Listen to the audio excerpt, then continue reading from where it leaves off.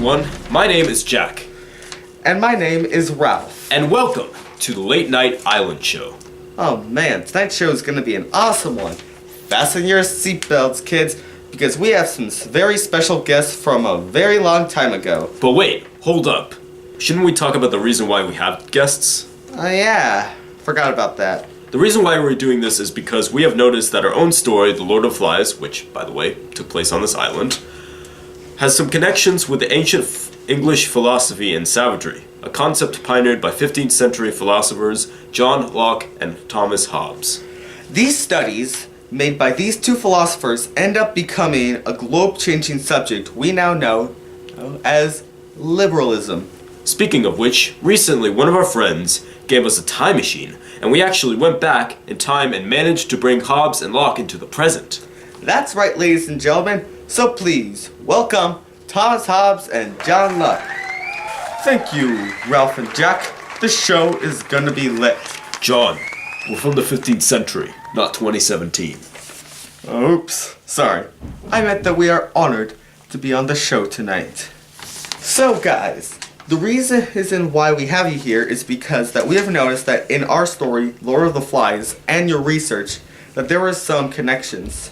We noticed that there were some connections with philosophy. Is it true that without no government, people can become evil? Good question.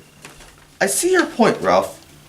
Referring back to my studies, if there is no government, people have more independence and freedom, which is good for them.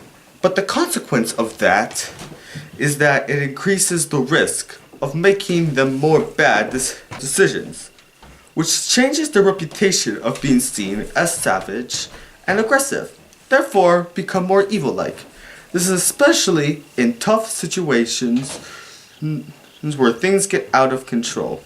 Ah, that makes sense. Now that I think of it, I look back to the scene in Lord of the Flies in Chapter 9 on page 152, where we murdered Simon. We all thought Simon was the beast, but in reality, it was the dead parachute guy. Yup, that sounds like savagery to me.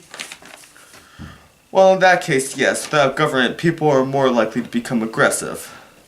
We also noticed something in a scene where the conch shell was taken from Piggy on page 91 in chapter 5.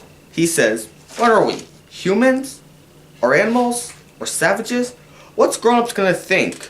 Going off hunting pigs and letting fires out, and now, tell me guys, what does this have in common with having no government and becoming evil?" That sounds like Piggy is contemplating on whether or not his group is evil or not, and therefore trying to get them to perceive themselves in that way. Personally, I think that someone can change themselves from good to evil through a lot of different ways. Either they were treated poorly as parents, or they often hung around like a person who made bad decisions. But everyone makes mistakes in life, and it's all about learning from the mistakes so that you don't make them again, and moving on. Wow, Tommy. Great choice of words. Alright guys, I think that's it for tonight, as it looks like my camera's battery is running low. Thank you, Mr. Hobbes and Locke. You can go back and enjoy your great studies on English philosophy. Cool. Thanks guys for having us here. No problem.